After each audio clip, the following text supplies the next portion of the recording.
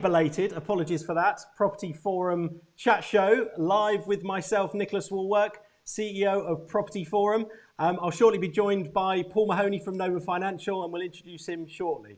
So we've decided to do these webinars. Obviously, we're all in an unprecedented situation at the moment with COVID-19, the dreaded coronavirus. I hope everyone's staying safe out there and everyone's immediate family and anyone you know is safe. Certainly tricky times. Ideally, we're looking to come out of this situation as better people, as better business people, stronger entrepreneurs with a greater sense of what can happen in the world. We've got to look at how we can adapt our business and how we can survive in these extremely difficult times. If we can survive in these times, we can prosper in normal times. And that's my philosophy, you know. We can sit at home and cry all day that the world's imploding and all our businesses are going to go bust. And you know what, if this goes on for 12 months plus, we're all going to be in serious difficulty, if not sooner. So, you know, the idea is that we're here learning together. I've got you guys on this live stream to ask lots of questions. If you can please post questions in the chat down the side or in the comments below. I'll be monitoring those on my other laptop here in the studio. And we'll be trying to get to a nice Q&A session at the end of that. So before that, though, I'll be talking to Paul, going through a few topics ourselves and chatting. We did have a couple of technical issues, which is why we were late starting, getting Paul's Skype to work, and it was a bit stuttery. So I think there's a lot of people on the internet at the moment, you know, sucking up that bandwidth. So we're going to have to see how it goes. You're going to have to bear with us. There's a bit of technical wizardry going on here, and I'm not experienced with that. So, you know, let's wing it. Let's see what happens. If it goes wrong, we'll restart. Keep an eye on the channel. We'll get it restarted or resumed as soon as we can if something goes wrong. Quick introduction to myself if you've not met me or heard of me before. My name is Nicholas Wallwork. I'm the owner of Red Brick Property Development and Property Investment Firms. I'm also the CEO and editor of PropertyForum.com. On Property Forum, you can find lots of free resources, such as lots of educational ebooks. It's the world's largest international property chat forum. So if you've got any questions during this time, jump onto one of the forums, ask it. I'll jump on wherever possible, or any of our community will jump on wherever possible. Please jump on there, register, and you can help join the community so we can all get through this together. Like and comment in the comments below. We want to get to those Q&A, live Q&A at the end of the session. I've got a screen here which hopefully you can see that I'll pop to. Yeah, we've got a few people saying, is it working? No, hopefully you've now seen that it is. We are live. Keep those questions pinging through, and we'll be able to answer those slightly later in the show. So yeah, I'd like to work with you guys from many aspects, whether it's through Property Forum helping you and looking at free educational resources. You can hook up with me on nicholaswallwork.com, where you can see my various business interests and lots of good educational content. And our main business is the development firm, Red Brick Wealth. So today, I'd like to quickly run through what we're going to do. And, you know, when Paul joins us in a few moments, we're going to be talking about our own experiences, good and bad, what we've kind of done so far to kind of weather the storm, you know, quick action immediately. You know, this is unprecedented, unknown times. We don't know what we're doing. We are learning as well. You know, we're not here as the be-all and end-all of everything that's ever happened in a pandemic situation. It's never happened to us, and it's never happened to many of you either. So we're here to learn. We're going to show you what we're doing. Hopefully some of that might work for you. And obviously through the Q&A, we'll hear some of your experiences hopefully as well. So we're going to go through all of that. We're going to touch upon all the tenant and rental issues. Paul's a registered and experienced IFA, so we're going to talk through some finance options and see what people are doing with finances. And then the exciting bit at the end is going to be all about the new opportunities. There are new opportunities. There's some really great opportunities. If you wanted a buyer's market, and if you wanted, you know, some great property assets that are going to be below market value from distressed sellers, and you're going to solve their problem because actually, you know what, they want to clear their mortgage. There's going to be plenty of opportunities out there, and we'll discuss those in a moment. And finally, we will finish on our Q&A session, which will be the best bit because I want to hear what you guys are saying. I want to hear your questions, see if we can answer some of those. So without further ado, I want to introduce our guest today. Our guest is Paul Mahoney. He is founder of Nova Financial Group. He's an avid entrepreneur. He's got everything from e-commerce businesses to IFA businesses and property investment businesses and the like. He's a best-selling author, so make sure you pick up his book online. He's been on Property TV with me and on his own many, many times. He's a well-known and award-winning speaker. He's, as I mentioned a moment ago, he's a qualified IFA. He's a landlord, property expert, and business commentator. Welcome to the show, Paul. Thanks very much, Nick. Hopefully everyone can hear you. We had a few technical issues at the beginning there. If you drop off, you're going to have to dial back in and we're going to have to look at an ugly Skype logo for a while, but let's see what happens. So how's your last couple of weeks been? Yeah, look, I think very similar to everybody else. Getting a bit of cabin fever at home. Thanks for getting out of your pajamas, by the way. Personally, I suppose. Can you hear me okay? Yeah, I can hear you fine. Thanks for getting out of your Yeah, pajamas, by the way. yeah, yeah, no worries. Yeah, look, it's been a bit of a crazy time for everyone, hasn't it? Lots of uncertainty. Pretty much, most businesses, property, mortgages, everything's kind of just been put on pause, hasn't it? Yeah. And therefore, there's lots of questions at the moment about, well, is that, what does that mean? And what's going to happen after this? So hopefully we can provide a little bit of clarity on those things without, trying to be Nostradamus at the same time. Yeah, absolutely. Like I said, we're not experts in a pandemic situation. We are, experienced property investors, developers, IFAs, and all of the skills and businesses that we operate and run. But we're not professing to know what to do in this situation. We're just going to tell everyone and chat amongst ourselves really to see what we have done and what we plan on doing. Hopefully we can learn something ourselves from today's Q&A and just get the community talking really. I think if we all stick together and knowledge share, I think knowledge share is more important than ever. And one of the opportunities that's obviously cropped up, we'll get on to opportunities at the end of today, is the opportunity to do these kind of things online. And this has pushed us to do this sooner. And it's great, technology and being locked at home, not being able to go to work. It's the opportunity to connect with people on a different level. And I think the world will be a different place after this. So, it's not all doom and gloom. And if you're prepared, if you get off the sofa and out of your days and do some work, get some learning, great time to learn education, learn new skills, look at different aspects of business, different opportunities. There's plenty to be done. So absolutely. So I guess I'm interested to hear in particular how you've overcome any specific problems in your business. We talked the other day offline about rents and, your situation with your office and running rents. And I'm sure you've seen various other issues with marketing and working with clients, communicating with clients, working with an office where everyone's working from home. Can you tell me a little bit about, your specific issues and anything that might help the listeners really? As you said, Nick,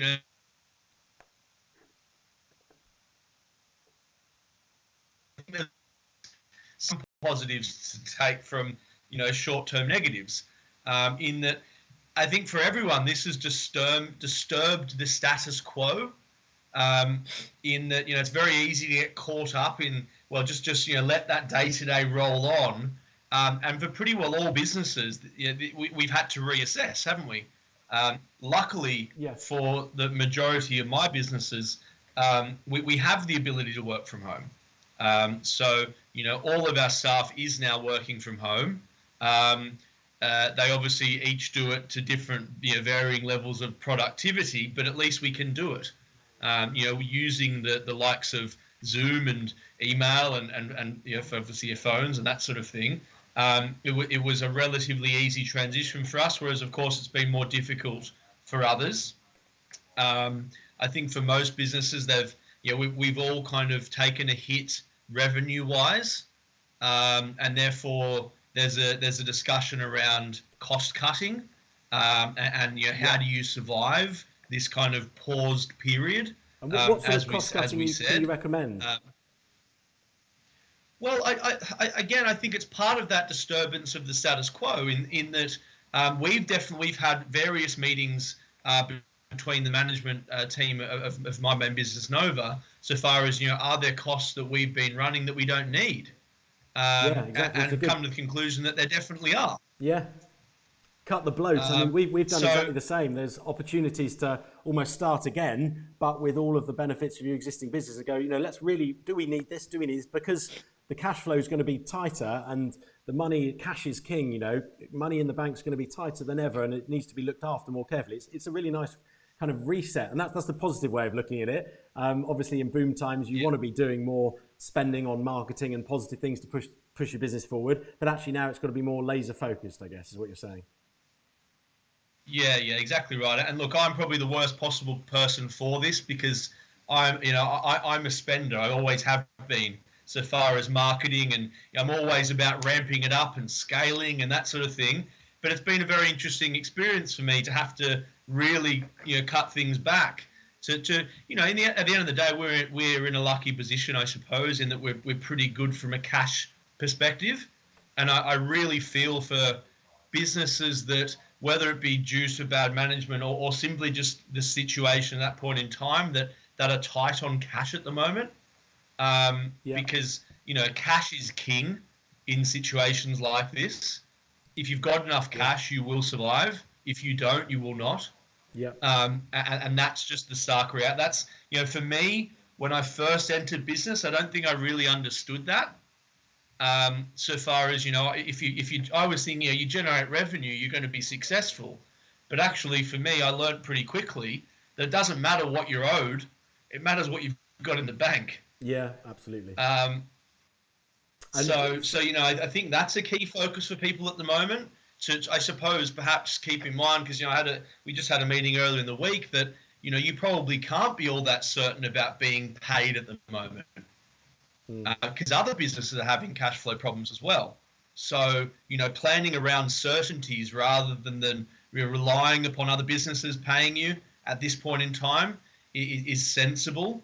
I think. Because we're all doing it to a certain extent. I think, Nick, perhaps not yourself, but you can comment on that yourself. But for example, we had a conversation earlier in the week about rent. Yeah.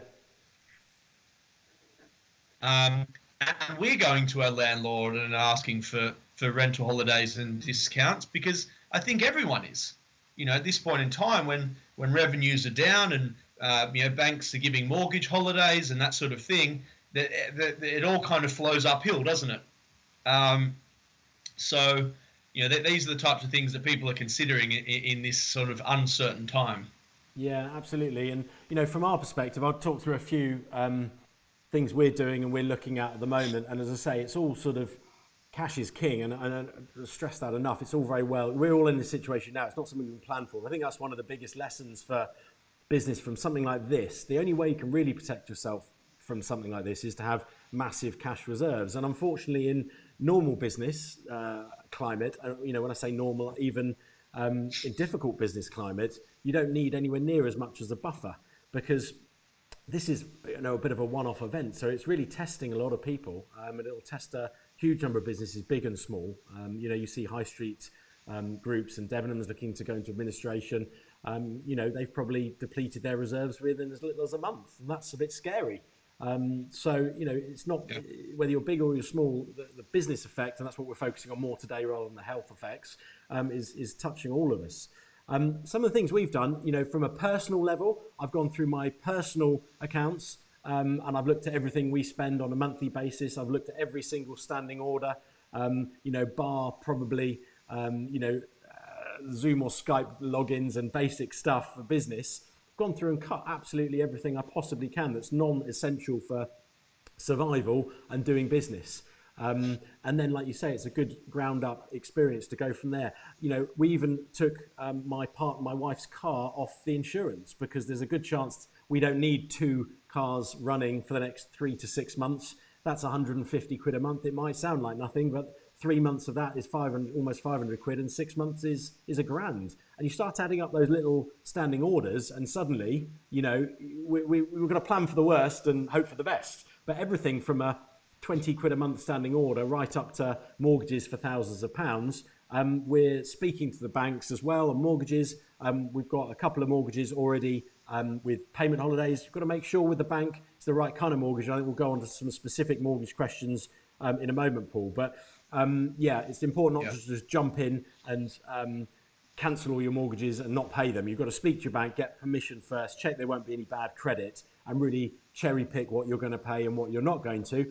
Ultimately, you want to build up a cash buffer. We had very good occupancy on our portfolio this month, and that was, we get rents in from the 25th to the 1st of the month. So I think we're up to 95% occupancy, paid occupancy, with only a handful of people citing the virus as an issue for paying rent, and they're now paying in instalments and doing what they can with their job, being furloughed or whatever. And we'll work with those people through this period to help them repay it over an extended period of time. We don't want to kick anyone out for this. We're in this together, and we'll work with tenants to make sure that they can afford to pay it back in reasonable time frames. So Yeah, I think it's important to pick the right areas. We've done a lot of that. We're speaking to all our banks. Certain banks offer certain different things. So again, it's on a case-by-case basis, but go through every payment that you have coming out, whether it be personal or business. If you haven't already, look at every single one and say, can this be stopped? Can I ask the question, can it be stopped without any adverse credit? So we don't want to come out of this thing with bad credit and then not be able to take advantage of the great market in a few months. So it's a bit of a balancing act as to what you do, but certainly don't be thinking, I can keep my expensive TV package of 100 quid a month, or with all the extra channels, just because I think this will be over in a couple of months. Plan for the worst, prepare for the best. That's what I say, and don't be having too many luxuries. Enjoy yourself and be positive. Jump online and take free education. That's what's going to spur your mind and keep you positive at this particular time. So I think let's move on to the sort of tenant and rental discussion. We kind of touched upon it slightly there. How do you, I think one of the questions I wanted to ask was, how do you kind of ensure your rents are going to be coming in compared to your competition? What are you going to do at this time compared to others? I'll pass that question to you first, Paul. Yeah, okay. I think there's kind of two sides to this question, because if we're talking about properties that people already own, there's one answer to that. And then I suppose the other side is, if we're talking about buying the right properties that are more sustainable, or the right target market that's more sustainable in bad times like this, then perhaps there's another answer to the question. But assuming that we're talking about people who already own properties now and are wanting to keep their tenants paying, I think communication in all of these situations, and you mentioned before, Nick, is key. It's far easier not to pay someone that you don't know and feel obliged to, than someone that you do. And if you feel as though someone's doing the right thing by you, you're going to be far more likely to pay them. I would say. Than if you don't think they're looking after you. So I think that's one thing that you can try to encourage, is a positive relationship with your tenants. I think leading on from flexible. that point, if I can slightly jump in there, Paul, is the relationships that are formed and retained during this period of working together and communicating. We know it's difficult times. We're looking to work with people throughout, whether it's a tenant or a landlord. You might be a landlord and a tenant, of course, in many situations. I know you are with your office. So it's about building on those relationships rather than destroying them, and then that's where the good communication comes in, I think. Yeah, exactly. Yeah. Okay. So there's that. That is key. I think it's kind of hard to do much more than that with a tenant that's already might be struggling, if that makes sense. If you're already there. But the other part to what I mentioned is, I suppose, the types of properties and the types of tenants that you target.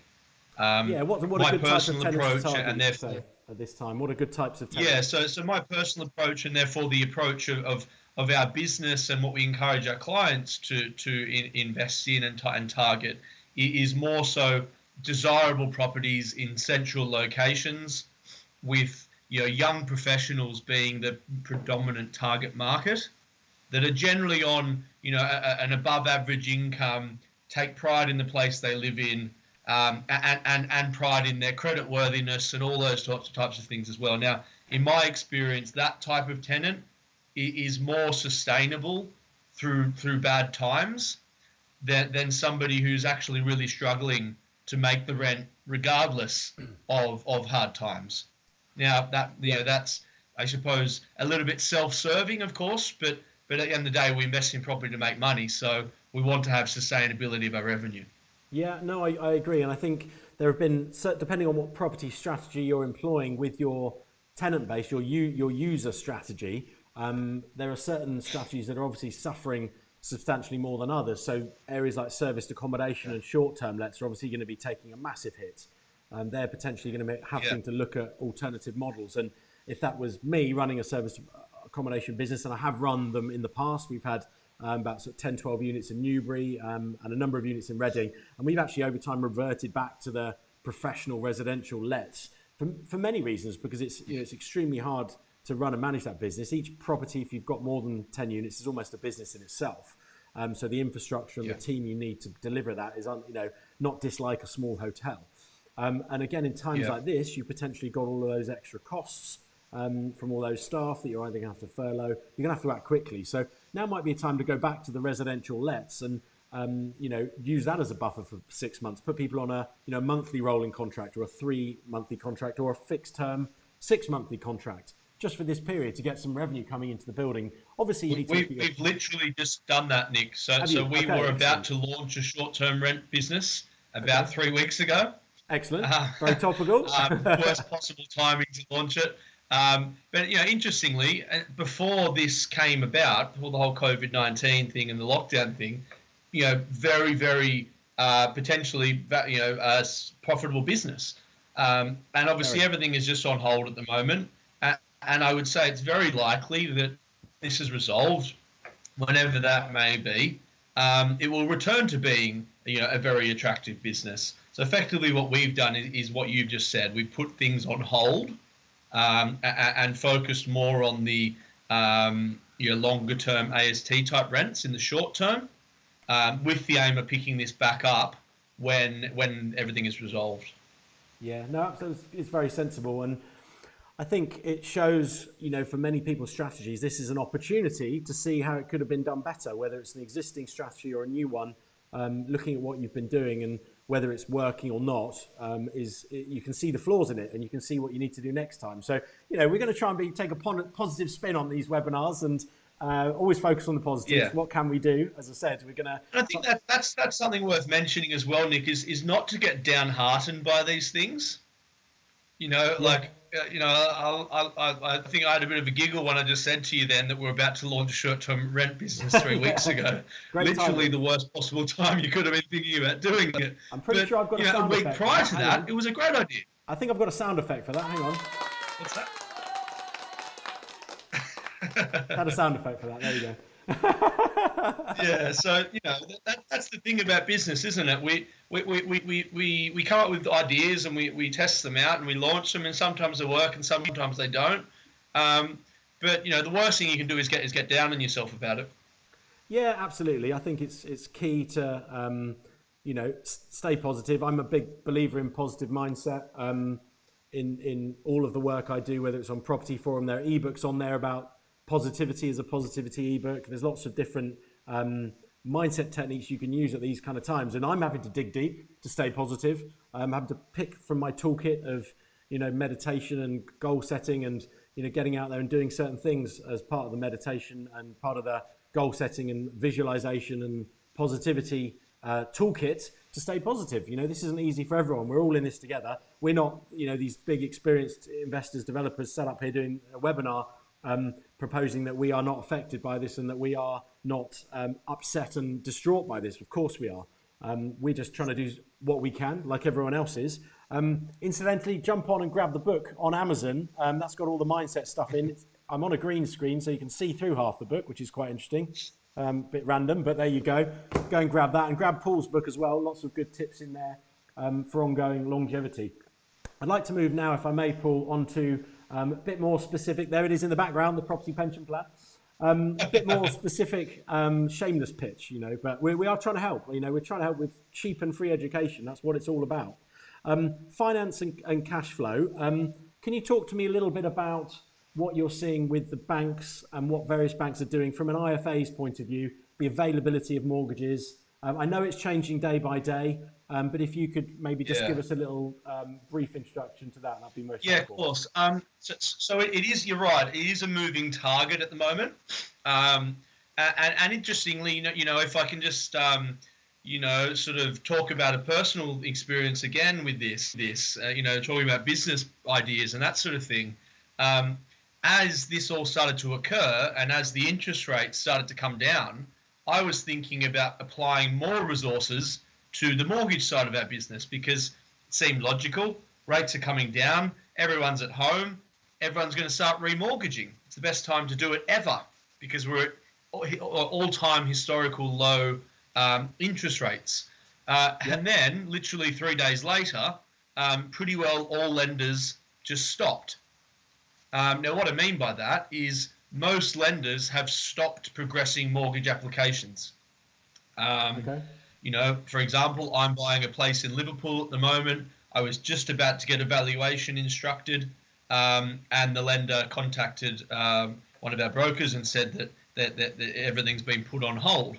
And that's pretty much the case with all loans, aside from people who already have offers or are at very low loan to values, around 50%. And the reason that they're still happy to progress 50% loan to value mortgages is they don't have to really be concerned about the valuation at all, because they can pretty accurately do a desktop valuation on a low loan to value. The other reason we've been given is that a lot of lenders have been overrun with mortgage holiday applications. And of course, they're already under-resourced at the moment because everybody's working from home. Yeah. So I'm not sure if anybody's tried to call their bank recently, but I had to call mine yesterday, and I was, one of 48 or something, and I was on the phone for about 2 hours. Crikey. Because obviously a lot of people are applying for mortgage holidays, or at least inquiring about them. So that's the state of the current mortgage market. It's on pause, the same way as the property market's on pause. Transactions are pretty much stopped because the logistics of it aren't possible at this point in time if you're following government direction. No, okay. It is certainly tricky times. I think everyone's figuring out what to do, and the banks are right in it, aren't they, with everyone else? And I think, if in doubt, talk to Paul as a broker. If you need to speak to an independent broker, reach out to him, reach out to your existing brokers, and just on a case-by-case basis, ask the banks. If you've got an existing lender, obviously you'll be in communication with them. If you're stuck right at an unfortunate point in a loan or a refinance, it is what it is. You're going to have to see what's out there. Certainly, I've seen from our side that loan to values are being hit already. They're coming down. I've seen some of the major lenders reducing loan to values on term loans. So that's something that's going to happen.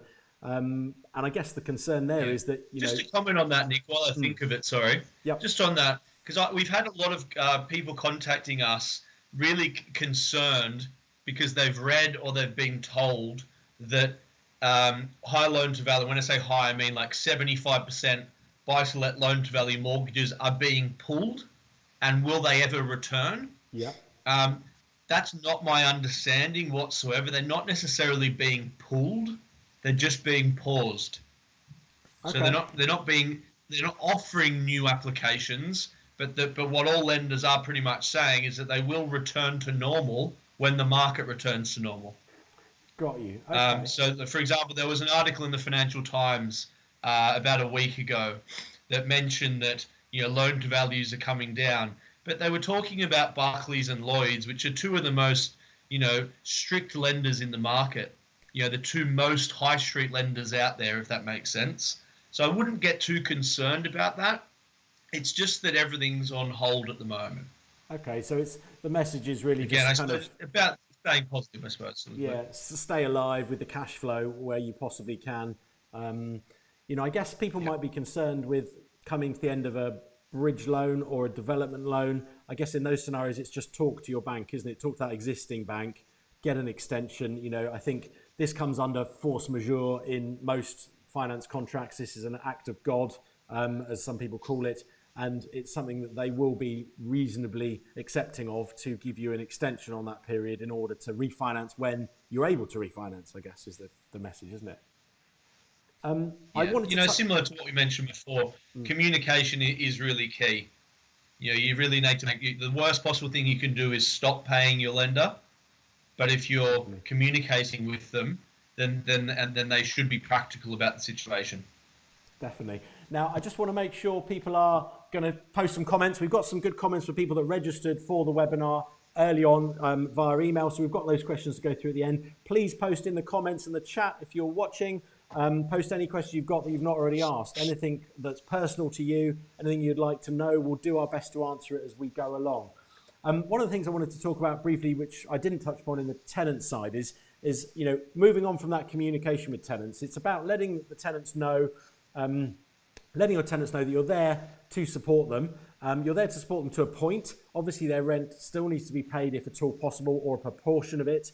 Landlords are not, we are being squeezed in the middle, as we always are. We always seem to be by government and legislation. The majority of the government's help seems to have gone to employees, and quite rightly so.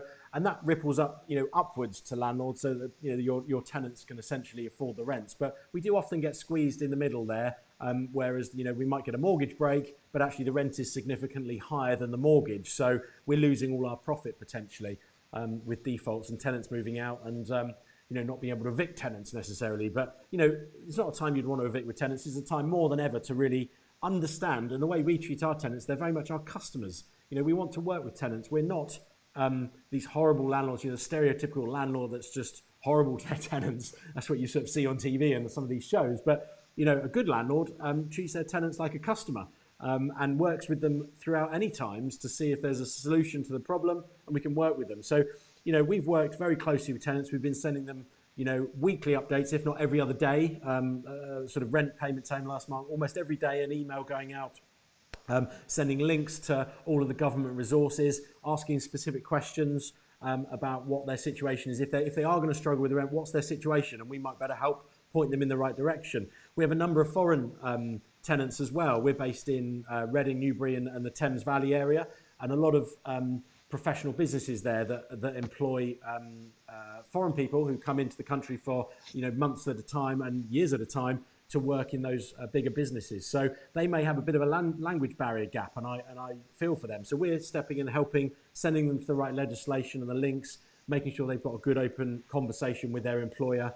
And then if they really can't pay, looking at a payment plan and seeing what they could afford and when, looking at maybe downsizing or having them move out early if we can find a replacement tenant. One of the other things we're doing, incidentally, is we run our own lettings in-house, and we have a full-time lettings manager, which is very fortunate at times like this. We've grown big enough that we can justify that. And whether you're big enough to have a full-time person or not, you have yourself. You are a landlord. You can go and do viewings. Now, we obviously have to respect the lockdown rules. We have to respect social distancing policies.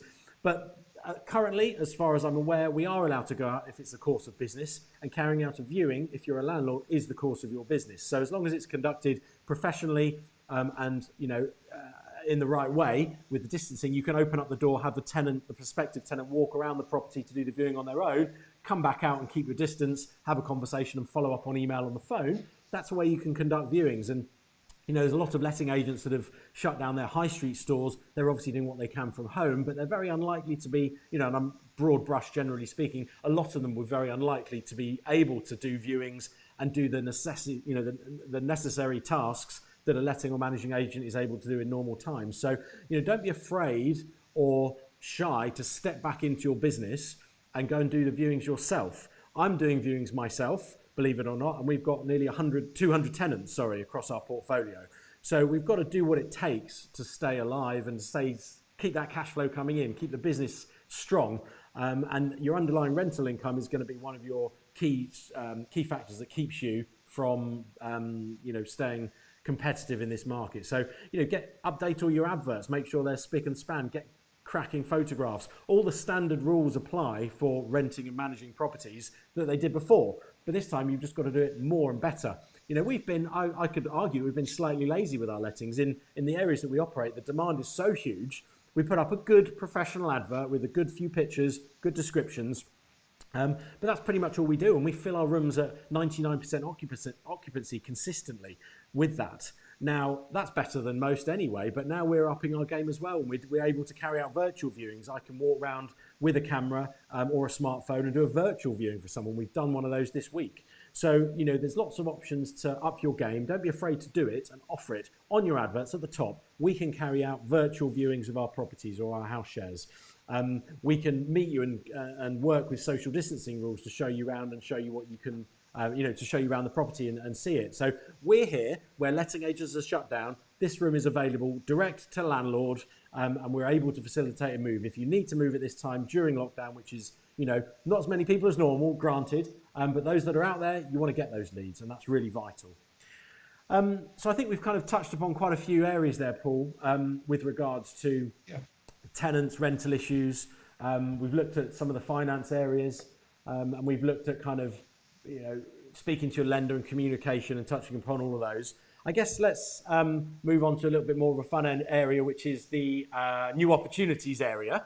I've got a few up my sleeve that I'm looking to take action on when things improve, and they're already in motion now. Tell me a little bit about what your thoughts are regards to that, and let me know what you're doing and what you're planning on setting up with new businesses or tweaks to your existing business. Yeah. New opportunities. Look, obviously, in any time of uncertainty or time of hardship, there's going to be investment opportunities. It does tie back into what we said before, so far as cash is king, in that it's the people that have cash available that really clean up in these times and do really well, because they're in reality there are going to be people that are likely going to need to liquidate their investments for various reasons. Maybe their business is struggling, maybe they're struggling to pay their mortgage, whatever, maybe they've lost their job, those sorts of things. So not necessarily taking advantage of that hardship, but if they need to sell, they need to sell. I've even had a couple of emails and contacts from clients who are asking me if they can sell some of their properties for various reasons already, and not necessarily because they need to, but because that just for various different reasons, and that creates opportunities as well, because as you mentioned before, it's arguably how long this will last, but it probably will be a bit of a buyer's market for at least a short period of time once this is over. Yeah, no, absolutely. And I think, touching upon that buyer's market and access to cash, one of the critical things is, and this is in property education as a whole, you don't need your own cash necessarily. If you've got a valid business model, and that was valid before this pandemic, you'll have a valid business model after. And attracting external finance and working with finance brokers and people such as yourself to invest in property in a clever way. Yes, sometimes you need a good chunk of a deposit if you're buying hands-off property investments. There are plenty of other ways, ranging from hands-off to hands-on, where you can make money, either if you've got cash you want to invest, or if you want to work with investors that have got the cash. We work with Red Brick with investors that have got lots of cash and they want a hands-off investment. They have their day job, and we give them a solid rate of return to do so. And we're still working with investors and taking on new investors at this time that aren't making any money elsewhere, and actually they see the stability of the business model and bricks and mortar as a long-term asset. So they're investing with people like ourselves, even today. So taking that forward as we come out of this, I think there could be a real influx of investors that have been pent up demand for 3 to 6 months, where the investments have been low, yields have been low, everyone's been panicking and holding on to their cash. I think the property market, is going to recover well and solidly. And if you've been in it through this period and learned all there is to know during this period, it's all about taking advantage of those opportunities when they start to come out. I don't think there's a better time to get your property portfolio growing or get into property. I think both of those options are going to be stronger than ever in the coming 2 or 3 months.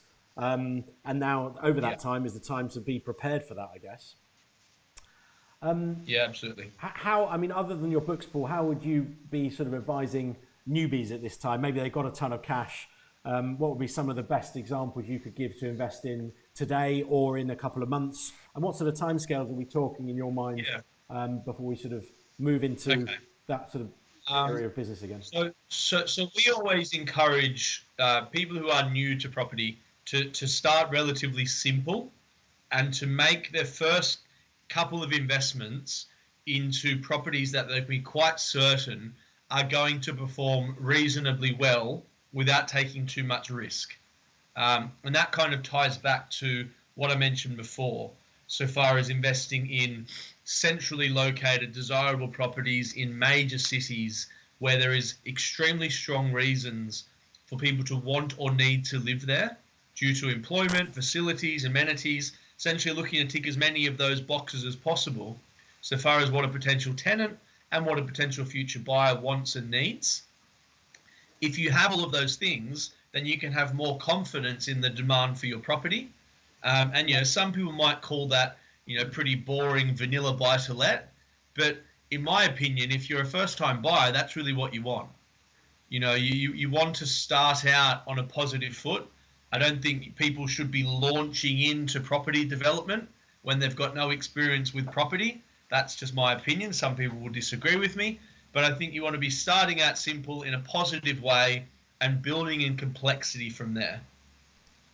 Yeah, no, I couldn't agree more. I think although it's a huge opportunity right now and the market will be a huge opportunity, it's about getting the right process in place for you as an investor, as a potential investor to start and not make too many mistakes. So it's definitely working with the right professionals. It's definitely educating yourself to the right level, reading everything there is to know. There's lots of bad information out there as well as good. And starting off small, whether, if you are dying to get into a property development, do something simple like a house refurbish into an HMO, or invest in some, city centre apartments to get the hang of managing and letting and get a feel for the lettings, market to start with, and get yourself going, as you say. I think that's really, really key. Really would like everyone to jump. Sorry, Paul, go on. No, well, what I was going to say there is, it's hard to know what the opportunity is going to be after this, because as you say, there's pent up demand without doubt. But the other side to the coin is, what's the economic impact of all of this as well? That could go either way. And I think anybody who tells you they know the direction of the market is being disingenuous. Nobody really knows. And in fact, if we look at history, what we probably do know is that the media and the masses, popular opinion is almost always wrong. If we look at the last financial crisis, just pre-2008, everyone would have told you it was the best possible time to invest in property. And in fact, it was the worst. And then you look at, move on a few years, 2009, 2010, the market's troughed, it's recovering. Everyone would have told you it was the worst possible time to invest in property. And in fact, it was the best. So, I'd say the worst thing you can do is listen to the media, ignore everything the media says. Yeah, absolutely. And invest in good quality properties in good areas with all the right fundamentals for the mid to long term, and you can't go too far wrong. But in saying that, I think the biggest opportunity that we know does exist right now is the fact there's very little transactions. So if you do have the cash, or if you can raise the finance to buy today, you do have negotiation power. Because if someone needs to sell, or if you're buying from a developer that has a development to sell, they're not going to be selling many properties at the moment. So you do have a little bit of negotiation room to keep their sales ticking over through this time where everything's kind of on hold. Yeah, okay. That's very helpful, Paul. Thank you very much. We really want to see some of your questions online. No one's posting, other than we've had a few buffering issues in the comments. We've got some questions to go through, obviously, that have been fired across on the email prior to the webinar when people have registered, so we're keen to hear those. Please do fire us some in the comments if you possibly can, and we'll get onto those shortly. I'm going to fire off quickly. I'm going to introduce you quickly to my mentoring product, and we're going to have a look at a quick ad break, and then we'll be back for some Q&A very shortly. So yes, my name is Nicholas Wallwork. I'm really enjoying speaking to you today. I do work with people on a one-to-one tailored basis for property investment training. Today is a better time than any other time in the course of history to get your education up to a point and to be ready for what could be one of the best buyers markets we've seen in recent times.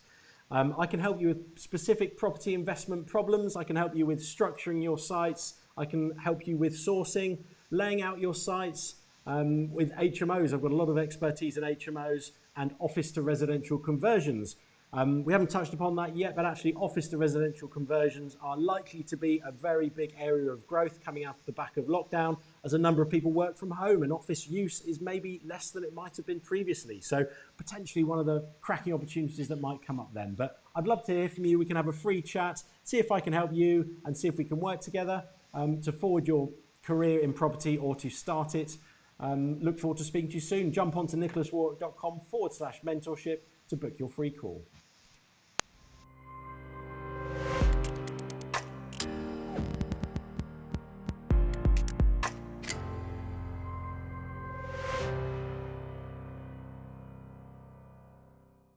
Hi, I'm Paul Mahoney, the founder and managing director at Nova Financial Group. We're a property investment advisory company, and we advise on all aspects of property investment, starting with goal setting through to establishing the right strategy for each individual. then implementing that strategy through sourcing the right properties in the right locations and all of the research and due diligence that goes into that. Most of our clients tend to take finance when it comes to buying properties, so we also advise on and arrange the finance. And then we work with our clients on an ongoing basis to help them build a portfolio and actually achieve their financial and lifestyle goals. I established Nova in early 2015, and the reason for our business is we spotted a big gap in the market between financial advisors who, in the right circumstances, are quite good at helping their clients achieve their goals, but they tend to focus mostly on equities and pensions, and they don't have the knowledge or the desire to advise on property. Then on the other end of the scale, you have estate agents who are generally selling a book of properties. So given they're selling a limited number of products, it's quite difficult to rely upon that advice because it's always going to be biased. So there's a big gap of people who want to invest in property, but find it difficult to get independent, reliable advice. And that's the gap that we're aiming to fill. We have a very large client base and we've won many awards. So we have very much established ourselves as the industry leaders when it comes to independent property investment advice and guidance. Now, some people will ask why they require professional independent advice when it comes to investing in property. Well, firstly, property investment is one of the biggest decisions you'll ever make. So you want to do it with as much confidence and education as you can. And as individuals, we are all limited by our resources in some way, myself included. We only have so much time, knowledge, experience. Whereas as a business, we have all of those things in abundance. So we can help take away a lot of the guesswork that often goes into investing in property. Now, so far as 2020 and beyond goes, we can help you implement a much more strategic approach to achieving financial and lifestyle goals from investing in property. So building a portfolio and actually working toward those end goals. A good starting point is my international best-selling book, and then we can help you implement the strategies and the information from that book to actually make positive growth and change with regards to your financial position. So either buy my book or get in touch via the contact details on the screen. I look forward to hearing from you.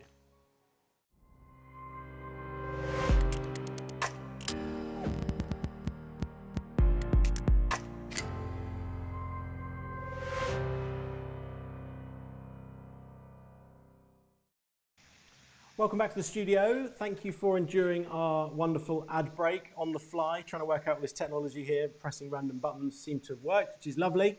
We've got Paul back in the studio. Welcome back, Paul. It's going to be a little Q&A session now, if that's okay. Not too much activity online, which is frustrating with all these amazing watchers. But please don't be shy, guys. Pop in some questions. Thank you, Peter, for your question. We're going to get onto that in a moment. And absolutely get through some of these interesting questions. So, you know, ideally, what we want to do here is give you more advice. You know, we've kind of talked around a few topics today regarding tenants and financing and whatever. And really, we're looking now to answer specific questions for you. And, you know, in future webinars, if you watch this one, and this is a, you know, a lead into watching one of our future webinars, is bring your questions. Whether it's live or after, post them in the comments. We'll monitor the videos and the YouTube posts going forward, and we'll try and answer those, and we'll also pull them out onto Property Forum. And you know where Paul and I are. We've made that very clear today, so if you need any specific help, do contact us. So Peter's asked a question, Paul. How do you promote your properties to potential tenants? And I presume he means at this time. That's from Peter Curley. Thanks for the question, Peter. I'll let you start, Paul. Okay. Yeah, okay. So if we're talking this very point in time, during the COVID-19 lockdown, it becomes a little bit more difficult. And I suppose it depends on what your property management strategy is. We tend to either manage our properties ourselves because they tend to be focused in a particular location, or use good local agents. The use of good local agents at the moment becomes a little bit more difficult because most of them are under-resourced. And as you said, so far as viewings and things, unless they're willing to do, those in-person sort of distance viewings. Although one thing I was going to mention when you mentioned that, Nick, is I have seen some agents doing virtual viewings as well. Okay. So that's something that can work, I suppose, if a tenant's willing to, act upon a video as opposed to seeing it themselves. But there have been some agents doing virtual viewings. Do you know how they've been doing that's obviously them? one way. Have you seen the specifics What's of that, sorry? Sorry to interrupt. Do you know how they've been doing it specifically? 'Cause I've seen the market. I haven't actually watched one, but from what I saw, it was an agent walking through the property Okay. On video and talking people through it. Perfect. Now, yeah. of course, that's the beauty of video and the way that we're presenting this webinar, for example, is you can reach thousands of people fairly cheaply through some, light promotion on social media, and that can be quite targeted as well toward, especially on Facebook. You can target people who have recently been Googling properties for rent in Manchester. So, if you had a video of your property, that's perhaps one way of finding yourself a tenant in a time where those tenants are also probably finding it difficult to find themselves a property. Well, exactly, and that's the flip side, isn't it? That we are all in the same boat. So they're actually struggling because all the letting agents are shut, the high street's shut. How on earth are they going to find their properties?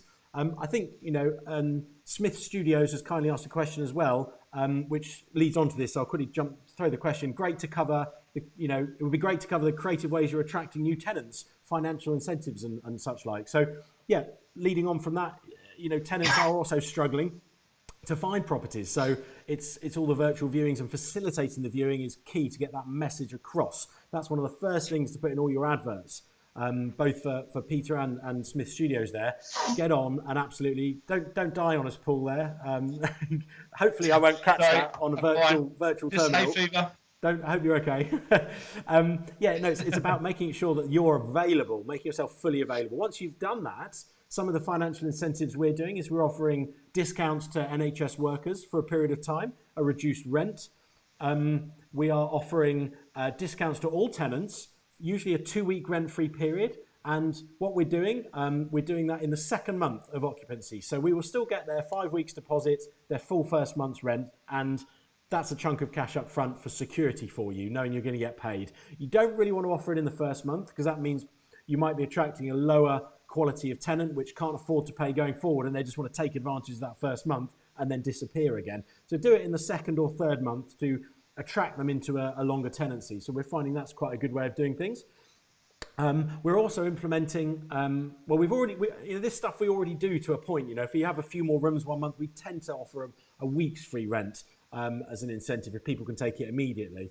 As well as sort of free rents and discounts for NHS and discounts for normal workers, we're offering, a flexible kind of offering, which might be, free bills paid for a month. You can sort of try and see what people's price points are. Free parking. If you have parking with your apartments, we have city centre locations or town centre locations with parking. And parking's often, quite high on certain tenants' agendas. You could offer free parking for a period of 3 or 6 months during this phase. So, I think depending on what your product is, you can look at specific ways of targeting those tenants. We run HMOs and micro studio blocks where we've converted from office to residential, and on those we incorporate all the bills anyway, so that discount just can be phrased a different way, but actually you can then really exaggerate what you're doing, because in this time you don't want lots of bills coming out. Our rent payment is one rent payment and all the bills included, and actually I'm hoping that HMOs and multi-let units like this will actually do better in these times, as people perhaps are downsizing from 1 and 2 bed apartments and moving into a house share or a studio apartment or a micro studio apartment.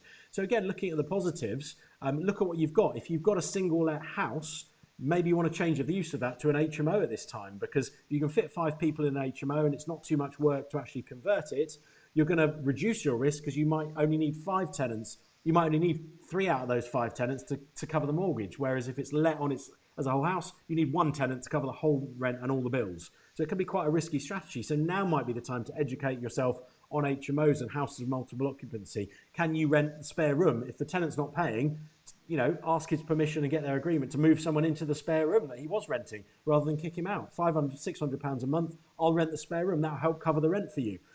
So there are lots of opportunities you can look at of changing your strategy to try and overcome these kind of things. Another question that's just come in live. I'm going to focus on the live questions to start with, because we appreciate you taking the time to get your keyboard out and log into YouTube, which is, most people just surf YouTube and don't log in. So do log in, do post some more questions for us.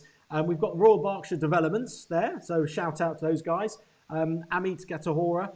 He's saying, thank you very much for the YouTube Live, very helpful. What new PD opportunities, that's permitted development opportunities, do you see coming in other than office to resi? I heard building additional floors may come in. We heard that too, and absolutely, it's a good question. I would like that to come in as soon as possible. And I think, again, looking on the positives, I think a market like this potentially will accelerate certain opportunities where we're going to need more housing coming out of this. We're going to need more affordable housing, and we're going to need some help from the government to revitalise the industry and the economy and kickstart it again. So actually, that's not permitted development now, additional stories, although I understand it will come in onto offices and existing PD schemes and things like that. So that's hugely exciting. We've got an office in Newbury. We've gone through 2 planning applications, both of which got refused for one little tiny additional story. And I'm hoping they'll allow sort of up to 2 or 3 additional stories in certain circumstances. I'm sure in traditional permitted development rules, there is still a prior notification application required, which is kind of like a mini planning application. It's not a full planning application, and they can only really object to it in a number of ways. Things like highways, contamination, flooding, and acoustics, I believe, the 4 they can look at. With new floors coming in, no doubt there'll be more. There'll be things like it can't be more than 50% of the existing building. It can't be within a certain proximity to listed buildings, conservation areas. A certain mass and size and scope and design maybe needs to be approved, et cetera, et cetera. So I think that will come in. It possibly could be accelerated. Let's hope for the best. There's definitely opportunities out there.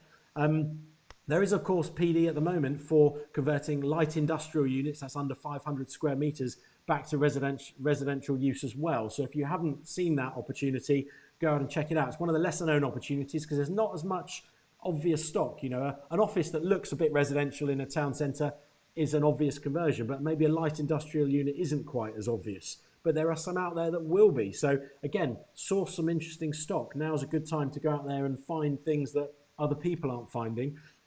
Log on to all the portals and fill your boots with leads out there. I'm still getting sent leads constantly every day for sites and opportunities out there, and more than ever, I'm getting almost spammed by various property sources that I'm connected with the amount of stock they've got. Now, clearly, they're looking for sales as well. Everyone is, but it's a good time to buy. There's going to be lots of available money out there. So, got a question come in from Chris Groves. Thank you for that, Chris. He asks, I was thinking of buying a couple of new flats in Manchester last year. Have these flats already reduced in price this year, or are developers accepting significant reduced offers? I'll let you answer that one, I think, Paul. Did you hear the question clearly? Very familiar with this market. I've just bought one in Manchester myself about 2 weeks ago. And so sorry, just to recap the question, have they reduced in price, and are they accepting significant discounts? Was that the question? Yeah, he's asking, have the flats already reduced in price? So if he's obviously, yeah. Oh no, he says he's thinking of buying a couple of flats in Manchester. So are they reduced in price already? And are the developers accepting significantly reduced offers? Okay. I guess now is a good time to buy. Unfortunately, fortunately or unfortunately, because I own properties there. So fortunately for me, the prices haven't reduced at all, as of yet. In fact, they've been rising in value pretty substantially for the past few years. I'd say at this very point in time, if you're planning to buy a new build or off-plan flat from a developer, you do have a bit of negotiation room, mostly just because there's not many transactions happening, this week. For example, I'm talking very short term. Since the lockdown has come in, transactions have fallen substantially. And obviously developers do like to see their sales continuing because that helps them. It puts them in a better financial position for the development progressing if it's off plan. If it's already built, most developers would be holding on at this point in time, because I'd say most developers, in my experience, and take this the right way, Nick, but are pretty I was going to say pessimistic, but I meant to say have a dig, Paul. That's okay. Optimistic.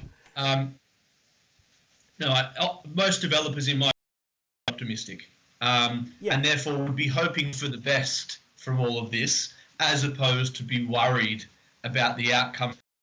So yes, you have a little room at the moment, and yes, for example, we have got some discounts for that's our market, Yes, so good shout. we can help with that. Yeah, definitely. And like always, the old adage of take the good advice from people like Paul and good experienced people that are in the industry, because they know are already working with a number of these developers.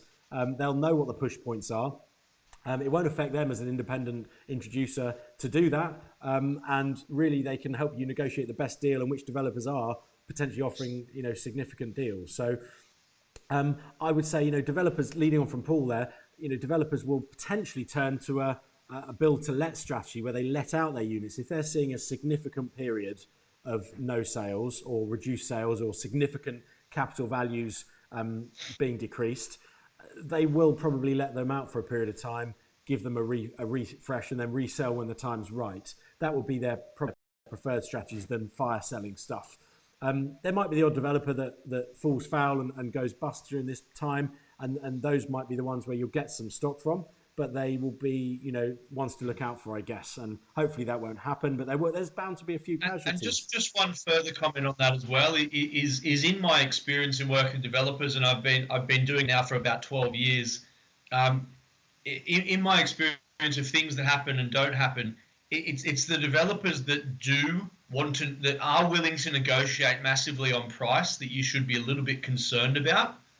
And it's the ones that really know what they're doing that stick to their price points. Good shout. So, you don't necessarily want to be buying from a developer that's giving huge discounts.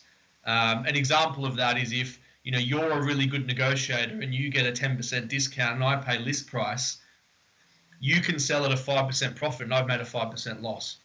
Whereas if you've bought in a development that the pricing is good from the start and they're not negotiating at all, you can have more confidence on the pricing matrix.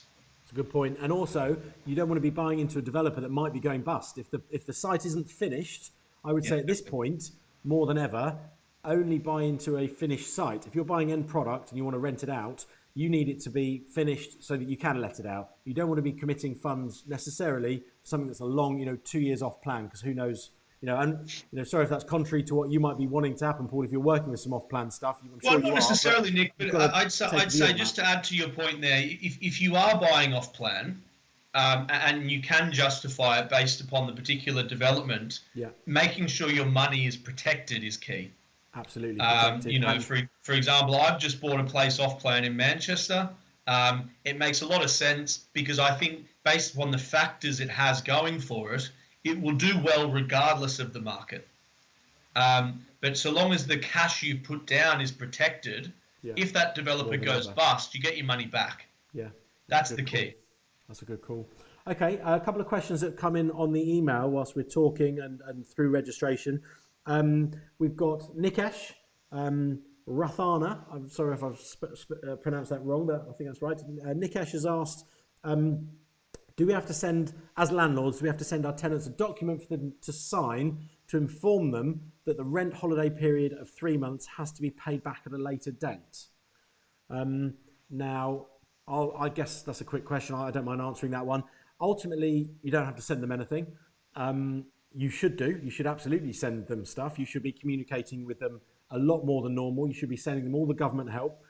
We've sent, once this sort of, it was mid-March, early to mid-March, where this all sort of escalated rapidly in the UK and lockdown really started to come into force.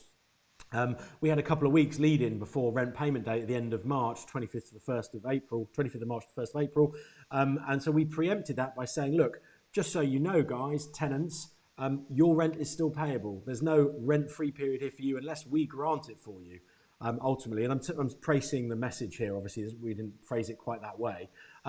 However, if you are experiencing difficulties, do contact us and we might be able to work out a payment plan with you to have some sort of payment holiday or part payment holiday, and we'll work with a payment plan. But that money will definitely be accruing as a debt to you. And once this is over, should we choose to, we could pursue you for that debt. So that's a situation that tenants don't want to get into. And I think it's a two-way thing. we'll do what we can as landlords to give some of any mortgage payment holiday, pass that on to tenants. In a number of multi-let properties, though, the mortgage might be 1/5 of the value of the rental income. So, obviously that's not going to wipe out, let's say you've got 5 people living in the property, it's not going to wipe out 5 people's rent for 3 months, unfortunately. So they're going to have to look at the other government help that's out there and pointing them in that direction and making sure that they know what's available, whether it's asking to be furloughed rather than being laid off if it's too late for that.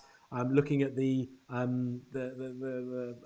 what's the name of the word? I've forgotten it. The help scheme for the DSS, previous DSS scheme. My mind escapes me. Benefits scheme. It's got a certain term now which might pop up. Credit? That's the one, universal credit. Thank you, Paul. That's why there's 2 people on the call. When one of our mind goes blank, the other can step in. So universal credit is out there, and lots of other options. If you're a business owner, there's various things that you can ask for, and grants from the government. Business rates are going down and being 0 rated for certain size businesses. You're getting grants for smaller businesses that were 0 rated in the first place. So there are things out there to help people, which is great. So Nikesh has also asked, are tenants unable to pay rent but has a guarantor providing the financial backing? Well, that's great news. And actually, before I finish the question, I would be asking for guarantors for any new tenants now, wherever possible. Getting a second person. I did that with a move-in this weekend with a tenant. I actually carried out the viewing on a property in Andover, and actually I've got a guarantor from them. So in this time, you want to be, you don't want to lose the tenant, by being too strict, but if you can get a bit of extra financial security, they'll appreciate the reasons for that. And if they're a good tenant with a job at this time, they'll only be looking to move if they have got a job. So any tenants out there are going to be gold dust. They're going to be employed. They're going to be secure. And if you can beef that security up a bit, all the better. Should we ask the guarantor to support the tenant now? And if they're unable to pay the rent, or should we just accept the tenant's rent holiday? Paul, do you want to answer that one? I mean, it seems pretty clear to me. Yeah, look, I think definitely be going to the guarantor. If you can be getting the funds, I think you should be getting the funds. It's obviously a business decision for you to make. You don't have to give a rental holiday. No. There's no one that says that you have to. You can't evict a tenant within the next 3 months, but you don't have to give them a rental holiday. And if their guarantor, that's why they've given a guarantor. If their guarantor has the funds, then I'd definitely be asking them for it. We want to be working with people and not being too harsh, but there's also no point giving up money if they've got it. Absolutely, and ultimately, rent holiday is a bad word. And what frustrated me about the government's delivery of all of this help was that the first thing they said was no one would be allowed to be evicted for 3 months. And it was only a day or two later, from memory, that they actually brought in the rent payment holidays for landlords and this kind of stuff. So it immediately put the tenants first, which is what the government always does, and it's right to protect tenants to a certain degree. But that sort of set the tone a little bit for tenants thinking, oh, great, I can have a rent payment holiday. No, it's not a rent payment holiday. It's a loan from a landlord to a tenant. We will allow you in some very extreme situations where you really can't pay your rent, or you can't go to a guarantor, or you can't go to a family member that has cash to fund your rent. Then we might be able to help you, but it will be repayable. We will be loaning you that money is essentially what's happening. So yeah, absolutely go to the guarantor. Ask the tenant to exhaust all of their available means of cash, bank of mum and dad, bank of brother and sister and partner first, before ultimately lending the money off the landlord, which I don't think's the first port of call. And I think tenants are gradually getting that message. So communicating that message through to your tenants is going to be key, so that you're the last port of call for the rent than necessarily the first. We've got a question here from Damien McLaughlin. It's a finance-related question, Paul, so one for you, I think. There are no development lenders out there that are open for business right now. When do you expect this to change? And also, the government's business interruption loan scheme is meeting resistance from the banks. What will break the deadlock for property investment and development businesses? Yeah, okay. Look, I think there's kind of a broad scope answer to this, to all types of finance. With regards to development finance, residential, buy-to-let, that everything is just on pause at the moment. And I think that's reasonably understandable as to why it is. You've got to think about development lenders and buy-to-let lenders and that sort of thing. They are businesses as well, and they facing the same challenges that we are, so far as under-resourcing, all that sort of, mortgage holidays, therefore less incoming revenue, less cash, all those sorts of things. So I suppose so far as when this will be resolved, unfortunately, I don't have a crystal ball so far as when as COVID-19 and the lockdown will be resolved, but hopefully as soon as possible. And it seems, from what I'm being told, that as soon as that happens, things will return to normal as soon as possible. On the bank business loans thing, from what I understand, you need to be dealing with a bank that's approved by the Bank of Business, and there's certain criteria that you need to meet, which is more flexible than the usual criteria that you would need to meet to get a business loan from the bank. So we, for example, spoke with our bank about this to see whether it might be something that could be good for us or not, and we haven't decided on that yet or not. But they did send us over the documents and the criteria, documents that are required and the criteria that needs to be met to access these loans. And I believe it's up to 12 months interest free. So, if you can access cash interest free for any business, so long as you can pay it back, that's somewhat sensible. I agree completely. That's worth looking at. I agree completely with that, actually. And I think, when we talked early on in the conversation about reducing outgoings, everything from small home expenses right through to businesses, and mortgages are usually one of the biggest expenses for landlords. It's also, looking at the opportunities out there with the government. If the government's offering you an interest-free loan and you can get to that, I mean, obviously, our viewer there has raised the question that it's not as accessible as one might have thought. And I think that is easing up now. Obviously, in the first week or two, it was a fire sale. Everyone's going there and putting applications in. Mortgage holidays, the banks were absolutely swamped and still are. I think that level of funding will open up gradually more and more over the coming weeks, and keep an eye out on that. I think that if you can get an interest-free loan, apply for it. Doesn't matter how much money you've got in the bank. At the very least, you can pay it back immediately. It's not needed. But cash is king. If things go really wrong in the next 2 or 3 months and get a lot worse, you need as much cash as you possibly can to survive that. And applying for the loan early is a critical way of giving yourself a bigger buffer than perhaps you would have had through your own planning. I think we've got time for just a couple more questions, Paul. We've slipped over the hour mark now, so at the risk of boring people, we do have a weekly webinar coming up. So let's just a couple more questions here. I've got one that's not COVID-19 related. I'll chuck it out there as an interesting topic. Advantages and disadvantages to buying from auction. This is from Jun Chong. Thank you for the question, Jun. And also, what are the advantages and disadvantages of buying property via an offshore investment company? So there's a structure question and auction question. I understand, I've seen a couple of auction houses still running auctions. One of our industry colleagues, John Howard, has been involved in auctions heavily throughout his career. And I know that he is, his previous auction companies and relevant business partners are still running auctions remotely. So interesting times. Over to you, Paul. What do you think about auctions at this time? I guess same advice, really. It's I think opportunity, well, for the right people. As you say, John's heavily involved in them, and something that he always says about auctions is to be fully aware that the fact that if you're buying a property at auction, there's something wrong with it. So if you're not the type of person that wants to buy a property that has something wrong with it and need to fix that something wrong, then it's not for you. But if you are, then maybe it is. I think that's a pretty easy, thing to decide. If you're a passive investor that doesn't have the time, knowledge, experience to fix an issue with a property, then that's probably not for you, or maybe something to work up to in the future. But if you're a builder or a developer or someone who's happy to do that sort of thing, then maybe it is. That's kind of my take. It's a bit more of a hands-on approach, isn't it? Definitely, a bit more of a hands-on approach. With regards to offshore entities buying in the UK, Nick, you might know a little bit more about this than me, but so far as I understand, they brought in some pretty hefty penalties so far as owning UK property in offshore entities. Much more difficult to get finance. So what was previously a bit of a tax loophole has been shut.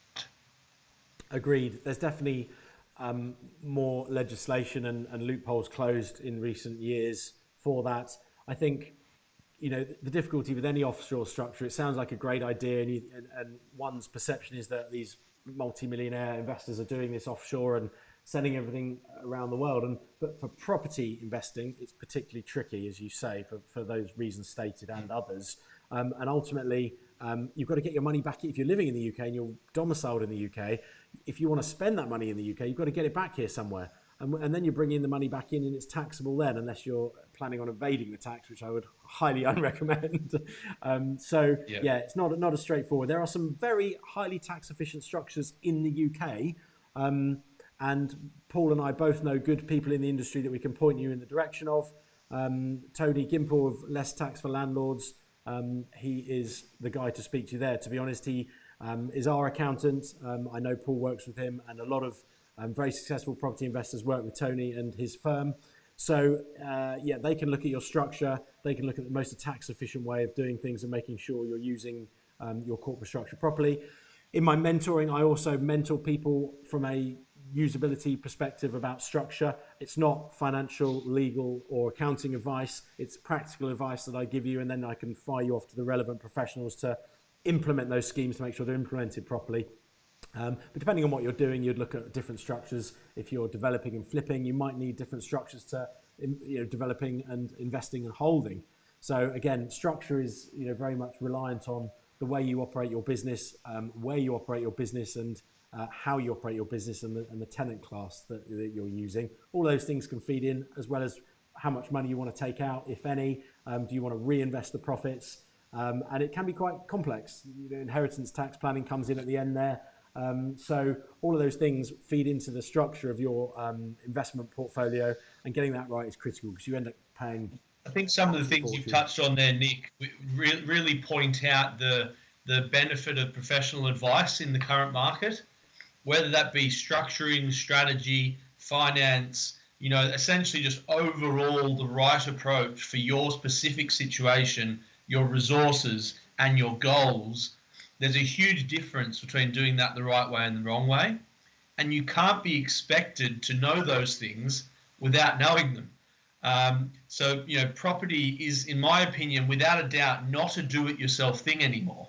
And if you have to pay a little bit of money to structure things in a lot better way and make a lot more money because of it, that's definitely sensible. Yeah, absolutely, Paul, absolutely. I'm going to go for the last question, which Chris has kindly pinged up for us on the screen there. Thanks for being so interactive on the day, Chris. We appreciate that. Is it a good idea to get a mortgage holiday now, even though tenants are still paying rent, just to build up a cash buffer? Simple answer to that is yes. On a case by case, Paul's saying no, so I'm going to go to you in a minute, Paul. For me, yes. So.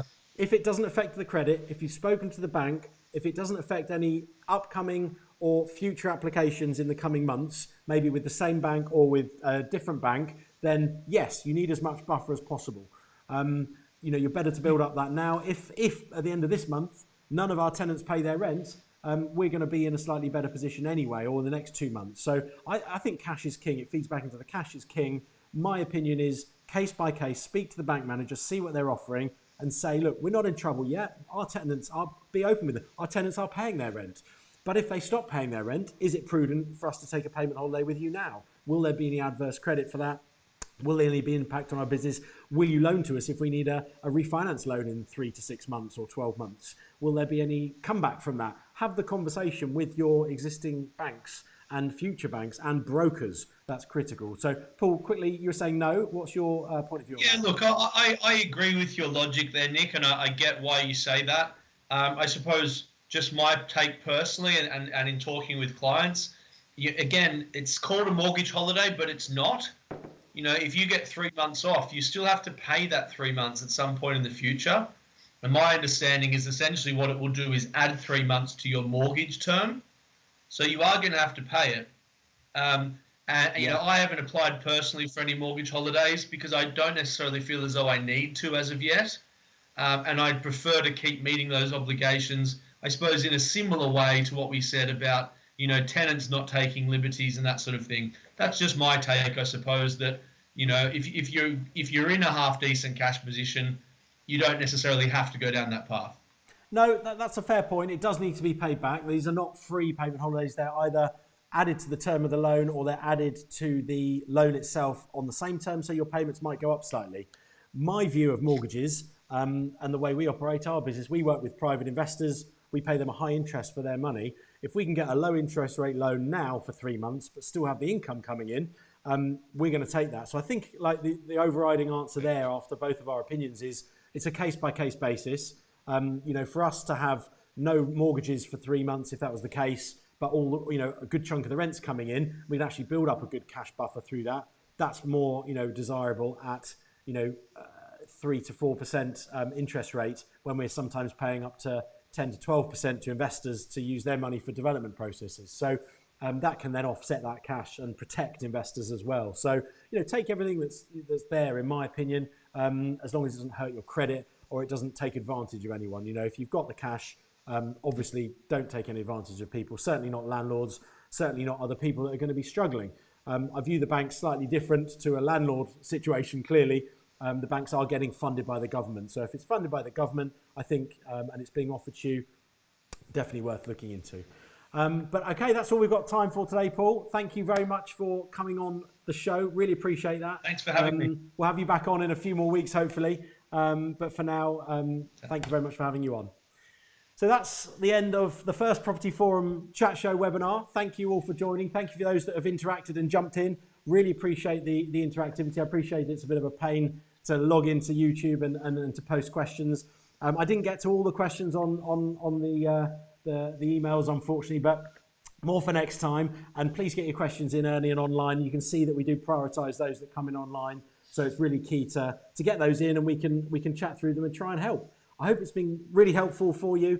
You know where I am if you need any help. Post your questions here. Go on to propertyforum.com. Post any questions, any difficulties. You can reach out to Paul. You know what Paul does now.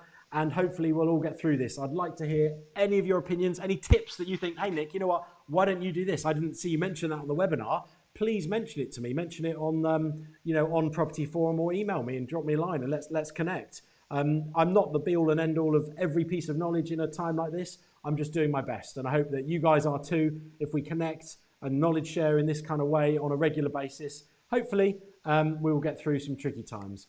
But as I say, that's the end of the webinar today. Lovely having you, and look forward to seeing you at the next Property Forum chat show.